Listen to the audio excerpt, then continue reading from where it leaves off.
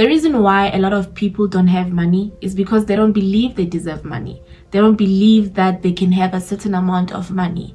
And if we are being honest, money makes things simple. Money gives you freedom. But our mindsets are just messed up.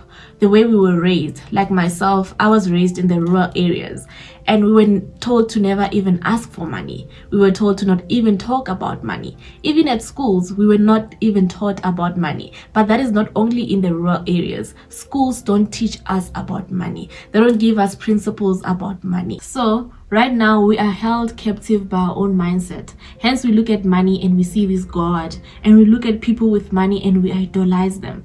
And if we are being honest, it is not how they carry themselves that is inspiring us, or how they got where they are that is inspiring us. It is the money that they have that we are idolizing. So yes, we can all be billionaires, but we can all create abundance. So let's try to heal our relationship with money.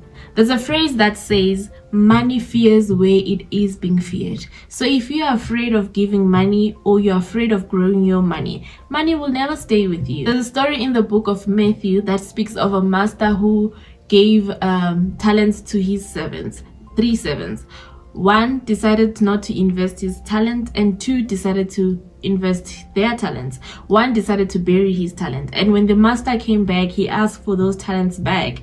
And the 2 masters who invested their talents, they gave him the talent and even what they had grown. And then the one who decided to bury his talent just gave him the talent back. So what this basically means is that when you bury your money, it will never grow, it will stay the same. So right now someone can say, Nadine, I don't earn a lot, so I don't have time to invest. But there's a budget that every bank teaches. I'm sure if you Google it, it's a 50-30-20 budget, where 50% of your salaries goes to your needs, which is your transport, which is your rentals, or all your other necessities, your insurance and all of that. And then 30% goes to your lifestyle, because at the end of the day you still need to live and you have other expenses. And then 20% goes to your investments, your emergency funds, your future goal. Let's say maybe one day you want to buy a house, you can use that 20%, you can save that 20% of your income towards your house. Or maybe you have a debt that you want to pay off, you can take 20% of your income towards that debt. So this can help you to start somewhere. It's not much, but it can help you start somewhere. Let's say maybe you are earning 5,000. So you'll take from that 5,000, you'll multiply by 50%. So whatever you get from that will go to your needs. And then you take the same 5,000, you multiply by 30%. Whatever you get goes to your wants. You take that same 5,000, multiply by 20%, and whatever you go will go to your investment, your debts, and your future goals. This will help you to be disciplined. So in this video, we are going to talk about the principles that I live by that helps me to grow my money. One of the biggest principles that works for me, and I believe is a very good principle, is generosity. You need to learn to give. I'm not only talking about giving at church, I'm talking about the people around you. Are you with the little that you have, are you taking care of the people around you? There's this one guy who once said to me, on his birthday he usually buys a meal or meals and gives to the homeless. You need to be able to give. You need to be able to support the people around you. I'm not saying you have to have a lot of money for you to go and do 1 2 3 4 5 with the little that you have, because even God blesses the hand that gives. Generosity is an act of kindness. There's this sense of feeling that you get after giving someone or after helping someone. You don't have to have a lot of money to give. You can give with whatever you have, and don't wait for you to have a lot of money to start giving, because trust me, if it is difficult for you to give when you have little, you will never be able to give when you have a lot. And another principle is wisdom. You need to have a wisdom for you to be able to sustain money, because you can have a lot of money and still be broke. You need to learn how to spend your money and not waste your money. There are so many unnecessary things that we are doing with our money that we don't even need.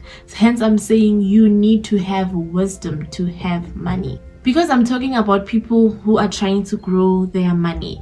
You don't need to buy clothes every day. You don't have to eat takeaways every day. So you need to check those things. There's this podcast I was listening to. I listen to a lot of podcasts. I don't remember who said it, but he said, your brain is your biggest asset, so you need to invest in your brain. You need to have wisdom about money, learn about money. As someone who is trying to grow financially, you need to cut this need of wanting to be seen, because reality is nobody cares what you're doing. If you are trying to grow your money, you need to be disciplined. The problem is that when we get a little increase at work or whatever side hustle that you're doing, when you see that there's an extra income that is coming in, now you want to change where you stay, you want to change your apartment, you want to change your car. But is that necessary? If you are someone who's trying to grow, that is not necessary for you to do. Just increase your investment instead of you increasing your expenses.